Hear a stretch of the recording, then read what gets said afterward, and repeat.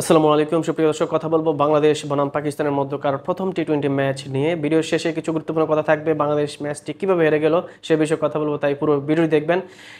দর্শক, টস জিতে পাকিস্তান ব্যাটিং করার সিদ্ধান্ত নেয়। তারা পুরো 20 ওভার ব্যাটিং করে 7 উইকেটের বিনিময়ে স্কোর বোর্ডে জমা করে 201 রান। দলের হয়ে সর্বোচ্চ রান করেন সালমান আলী আগা, তিনি 34 বল থেকে করেন 56 রান, এবং হাসান নওয়াজ 22 বল থেকে করেন 44 রান। শাহাদাব খান করেন 25 বল থেকে 48 রান।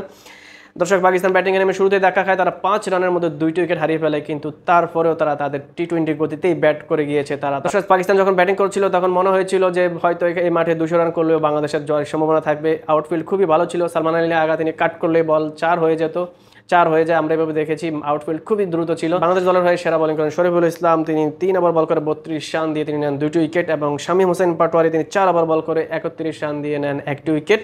202 রানের টার্গেটে বাংলাদেশ ব্যাটিং করতে নেমে 166 রানে অল আউট হয়ে যায় 19 ওভার 2 বলে।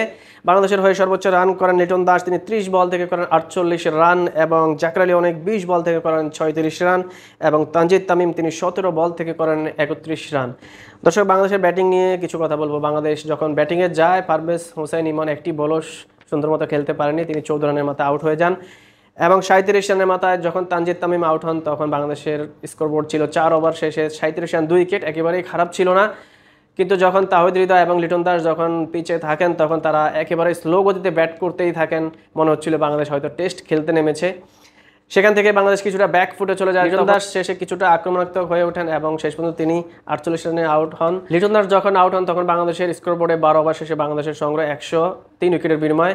তখনও কিন্তু ক্রিকেটে অবিশ্বাস্য কিছু নয়, তখনও কিন্তু বাংলাদেশের একটা আশা জেগেছিল, যেহেতু হাতে তাদের 7 উইকেট ছিল। তো তখন শেষ 8 ওভার প্রয়োজন ছিল 102 রান জয়ের জন্য, ওভার প্রতি যেটা দাঁড়ায় 12.75, কিন্তু সেটা আর বাংলাদেশ পারেনি। লিটন দাস আউট হওয়ার পরে তাহিদ হৃদয় আউট হয়ে যান, এবং শামীম পাটোয়ারি তিনিও একেবারে বাজেভাবে আউট হন।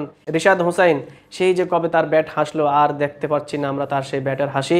তিনি বারবার শুধু ব্যর্থ হচ্ছেন, বোলিংয়েও তিনি খুব এক্সপেন্স হচ্ছেন, এবং ব্যাটিংও তিনি কিছুই করতে পারছেন না। আসলে হারের কারণ হিসেবে একটা হচ্ছে লিটন দাস এবং তাহিদ হৃদয়ের স্লো ব্যাটিং, এবং শেষের দিকে যখন 8 ওভারে 102 রান দরকার তখন কিন্তু একজন ব্যাটসম্যানও কিন্তু উইকেটে গিয়ে কিছু করতে পারেনি। মাত্র জাকের আলী অনেক 20 বল থেকে 36 রান করা ছাড়া সেটা শুধুই মাত্র ব্যবধান কমিয়েছে, আর দলের জন্য কিছুই হয়নি।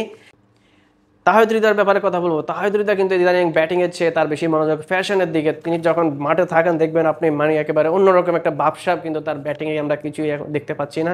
ইন্টারন্যাশনাল প্লেয়ার বলে কথা বলবো শামীম পাটোয়ারি, তিনি একেবারে বাজেভাবে আউট হয়েছেন। তিনি বল কিভাবে খেললেন আর কিভাবে স্টাম্পিং হয়ে গেলেন কিছুই বুঝতে পারলো না। রিশাদ হোসাইন কবে যে তার ব্যাট হাসলো সেই হাসারাঙ্গার বিপক্ষে, তারপর থেকে তার ব্যাটিংয়ের ঝলক আমরা আর দেখতে পাচ্ছি না।